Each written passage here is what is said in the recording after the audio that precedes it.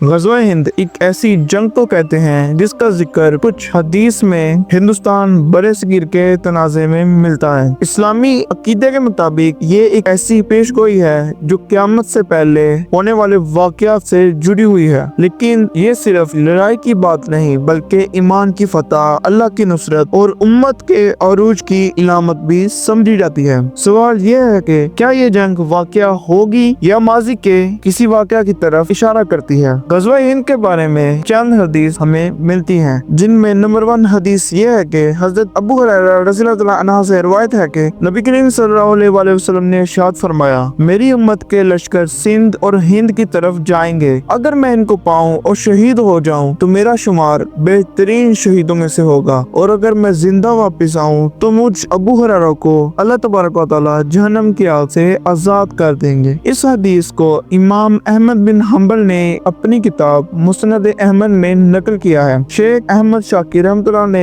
इसे सही करार दिया है। इसके अलावा नईम बिन हमाद ने, जो इमाम बुखारी के उस्ताद थे, इन्होंने किताबुल फितन में और इमाम बुखारी ने तारीखुल कबीर में रिवायत किया है। कुछ उलमाए कराम इसकी सनद पर बहस करते हैं क्योंकि इसमें एक रावी पर तनकीद की गई है। हदीस नंबर 2, हज़रत सुबहान रज़ियल्लाहु अन्हु फरमाते हैं कि नबी करीम सल्लल्लाहु अलैहि वसल्लम ने इरशाद फरमाया, यकीनन तुम में से एक गिरोह हिंदुस्तान के साथ जंग करेगा। अल्लाह इन मुजाहिदीन को फतह अता फरमाएंगे। वो हिंदुस्तान के बादशाहों को जंजीरों में जबर कर लाएंगे। जब वो वापस जाएंगे तो हजरत ईसा अलैहिस्सलाम को शाम में पाएंगे। इस हदीस को नईम बिन हमाद ने किताबुल फितन में नकल किया है। इसे हजरत सफवान बिन उमरू रज़ियल्लाहु अन्हु ने भी रिवायत किया है और इमाम इसहाक ने अपनी मुस्नद में कुछ अज़ाफ़ी अल्फाजों के साथ शामिल किया है। इन अज़ाफ़ी अल्फाजों में हजरत अबू हुरैरा रज़ियल्लाहु अन्हु फरमाते हैं कि जब मैंने ये हदीस सुनी तो मैंने कहा कि अगर मैं इस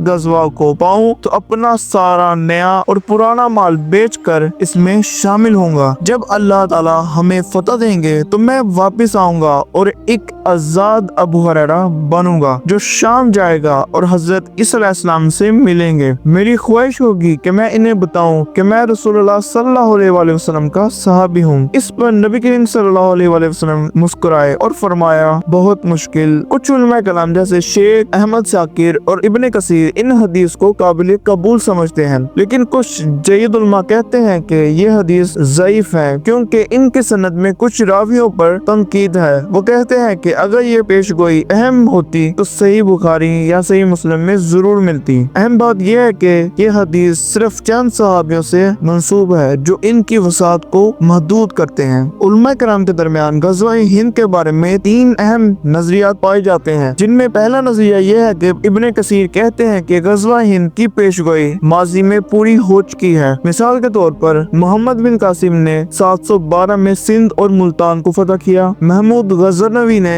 11वीं सदी में हिंदुस्तान पर मुतअद्दिद हमले किए। अहमद शाह अब्दाली ने 18वीं सदी में पंजाब तक फतुहात की। इनके नजदीक ये तरीकी फतुहात हदीस की तकमील थी। दूसरे नजरियात के उलमा कराम का ख्याल ये है कि बरसगीर में मुसलमान और गैर मुसलमानों के दरमियान जितनी भी जंगें हुई या होंगी वो सब ग़ज़वा हिंद का हिस्सा है। ये एक मुसलसल अमल है जो मुख्तलिफ अदवार में जारी रहता है। तीसरे नजरियात के उलमा कराम खास तौर पर सूफी फरमाते हैं कि ग़ज़वा हिंद अभी होनी है। वो इसे इमाम मेहदी और हजरत ईसा अलैहिस्सलाम के दौर से जोड़ते हैं। इस वक्त मुसलमान और गैर मुसलमानों पर मुकम्मल गलबा पाएंगे। मशहूर सूफी नेमतुल्लाह शाह वली ने अपनी शायरी में पेश गोई की है कि दुनिया भर के मुसलमान हिंदुस्तान के खिलाफ इकट्ठे होंगे और गंगा तक फतह हासिल करेंगे। तरीकी फतुहात मोहम्मद बिन कासिम से लेकर मुगलों तक हिंदुस्तान में मुसलमानों ने कई फतुहात की। क्या ये ग़ज़वा हिंद थी?